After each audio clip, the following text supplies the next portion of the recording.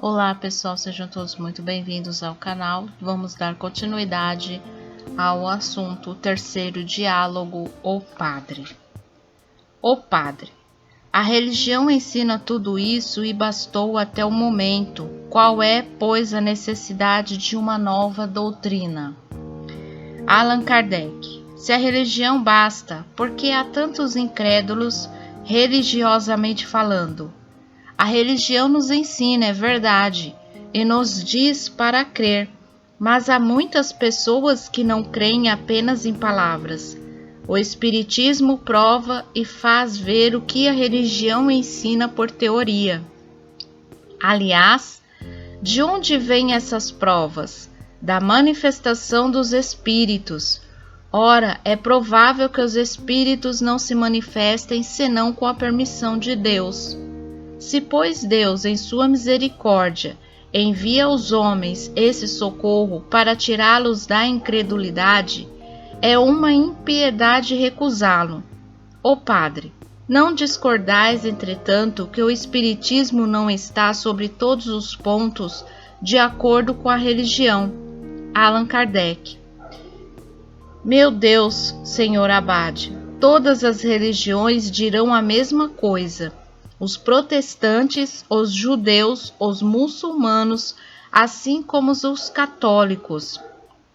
Se o Espiritismo negasse a existência de Deus, da alma, da sua individualidade e da imortalidade, das penas e das recompensas futuras, do livre-arbítrio do homem, se ele ensinasse que cada um neste mundo não está senão para si, e não deve pensar senão em si, ele seria não somente contrário à religião católica, mas a todas as religiões do mundo.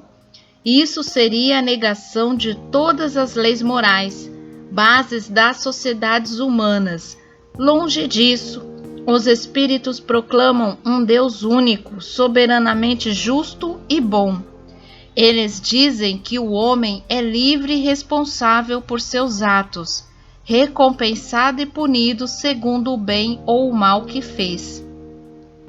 Eles colocam acima de todas as virtudes a caridade evangélica, e esta regra sublime ensinada pelo Cristo, agir para com os outros como gostaríamos que os outros agissem para conosco. Não estão aí os fundamentos da religião? Eles fazem mais, nos iniciam nos mistérios da vida futura, que para nós não é mais uma abstração, mas uma realidade, porque são aqueles mesmos que conhecemos que vêm nos descrever suas situações, nos dizer como e por que eles sofrem ou são felizes. Que há nisso de antirreligioso? Essa certeza do futuro, de reencontro com aqueles que amamos, não é uma consolação? Essa grandiosidade da vida espiritual, que é nossa essência, comparada às mesquinhas preocupações da vida terrestre, não é própria para elevar nossa alma e a nos encorajar ao bem? Ó Padre, eu concordo que para as questões gerais o Espiritismo está conforme as grandes verdades do cristianismo, mas ocorre o mesmo do ponto de vista dos dogmas? Ele não contradiz certos princípios que a Igreja nos ensina? Allan Kardec. O Espiritismo é antes de tudo uma ciência e não se ocupa com questões dogmáticas. Essa ciência tem consequências morais como todas as ciências filosóficas. São essas consequências boas ou más? Pode-se julgá-las pelos princípios gerais que acabo de lembrar. Algumas pessoas estão equivocadas sobre o verdadeiro caráter do Espiritismo. A questão é bastante grave e merece algum desenvolvimento. Citemos primeiro uma comparação. A eletricidade, estando na natureza, existiu de todos os tempos e de todos os tempos também produziu os efeitos que nós conhecemos e muitos outros efeitos que não conhecemos ainda. homens, na ignorância da causa verdadeira, descoberta explicaram esses efeitos de uma maneira mais ou menos bizarra. A descoberta da eletricidade e das suas propriedades veio desmoronar uma multidão de teorias absurdas, lançando luz sobre mais de um mistério da natureza. O que a eletricidade e as ciências físicas, em geral, fizeram por certos fenômenos, o Espiritismo fez por fenômenos de uma outra ordem. O Espiritismo está fundado sobre a existência de um mundo invisível, formado de seres incorpóreos que povoam o espaço e que não são outros senão as almas daqueles que viveram sobre a Terra, ou em outros globos, onde deixaram seu envoltório material. São a esses seres que damos o nome de espíritos. Eles nos rodeiam permanentemente, exercendo sobre os homens, com o seu desconhecimento, uma grande influência. Eles desempenham um papel muito ativo no mundo moral e até um certo ponto no mundo físico. O Espiritismo, pois, está na natureza e pode-se dizer que, em uma certa ordem de ideias, é uma potência, como a eletricidade o é em outro ponto de vista, como a gravitação o é em outro. Os fenômenos dos quais o mundo invisível é a fonte são efeitos produzidos em todos os tempos. Eis porque a história de todos os povos deles faz menção. Somente que, em sua ignorância, como para a eletricidade, os homens atribuíram esses fenômenos a causas mais ou menos racionais e deram a esse respeito livre curso à imaginação. O Espiritismo, melhor observado depois que se vulgarizou, veio lançar luz sobre uma multidão de questões, até aqui insolúveis ou mal compreendidas.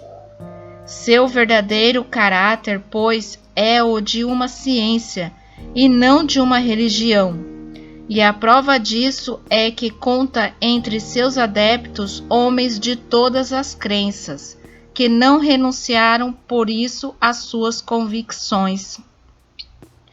Católicos fervorosos que não praticam menos todos os deveres de seu culto, quando não são repelidos pela Igreja, protestantes de todas as seitas, israelitas, muçulmanos e até budistas e brahmanes. Ele repousa, pois, sobre princípios independentes de toda questão dogmática. Suas consequências morais estão no sentido do cristianismo, porque o cristianismo é de todas as doutrinas a mais esclarecida e a mais pura. E é por essa razão que de todas as seitas religiosas do mundo, os cristãos estão mais aptos a compreendê-lo em sua verdadeira essência. Pode-se, por isso, fazer-lhe uma censura? Cada um, sem dúvida, pode fazer uma religião de suas opiniões, interpretar à vontade as religiões conhecidas, mas daí a constituição de uma nova igreja há distância.